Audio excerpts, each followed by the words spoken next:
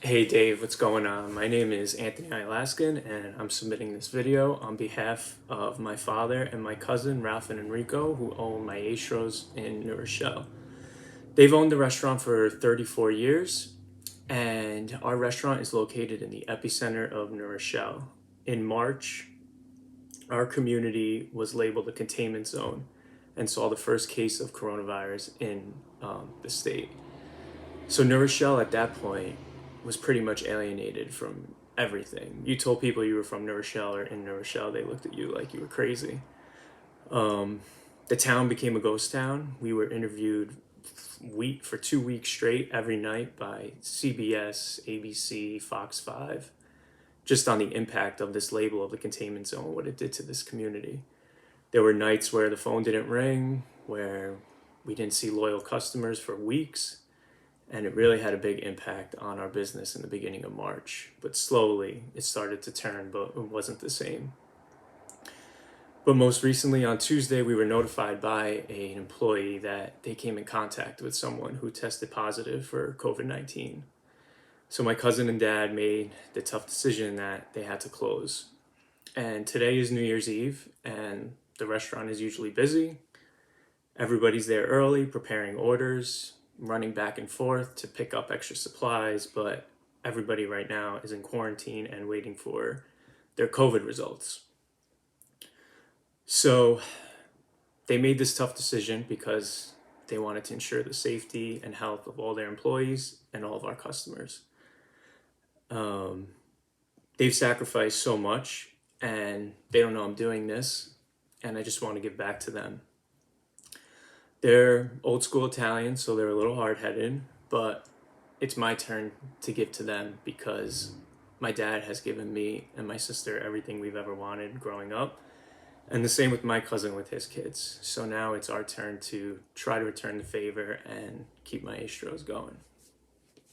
Like I've said, we've been a staple in the community for 34 years. My dad and my cousin always go out of the way for the best interest of their customers. And I think every neighborhood needs a place or business owners like my dad and my cousin. And I'm not saying that just because they are my family. We have loyal customers who most of them are like family to us. They come in, order takeout instead of calling, they order it there. Come in, have a glass of wine, hang out, talk for sometimes a half hour. The husbands come in, their wives are calling them, "Where are you?" They're like, "Oh, we're having a glass of wine with Ralph or Enrico." And they really get to know your personal life and stories, and it's just a really nice family environment. Also, we have one customer who used to come in every Wednesday night, and now they're a little bit older, so they don't leave the house as much. My dad, every Wednesday, 4 o'clock, delivers their order to their house, even though we don't offer delivery service.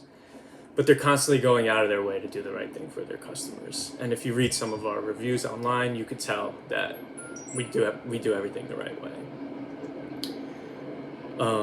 During the pandemic, we had doctors who were customers who donated hundreds of orders to Montefiore Hospital in New Rochelle. We had individually wrapped, chicken parms, individually wrapped, eggplant parms, salads, and we did that a few times. So we're very grateful for that. And we gave back to the community and provided the first responders with meals when we needed them the most. With these funds, we plan to pay for the salaries of our employees while we're closed. Our employees have been very loyal to us. We've had our chef in the kitchen that's been with us for 34 years, another guy in the kitchen that's been with us for 24 years. Our wait staff has been with us for at least 10 years. And there's very little changeover in our establishment. And that speaks a lot about the people who I think my dad and my cousin are. And our staff has been very loyal to us, and we owe it to them to continue to pay them during this tough time because they still have a family, they still have to put food on the table. And their great service and their familiar faces, are what make people keep coming back to our restaurant. So when you walk in, you know what to expect as soon as you get there. Good food and great service. And this effect of closing on New Year's Eve is huge because this is one of the biggest nights for our business. This night would allow us extra funds to float in the winter in the slower months. But I want to thank you, Dave, for providing us a voice for the restaurant industry, because it seems no one else is. But we're reaching out again for you to help us to continue being the great place that we are. And we appreciate anything that you can do for us. Thanks, Dave.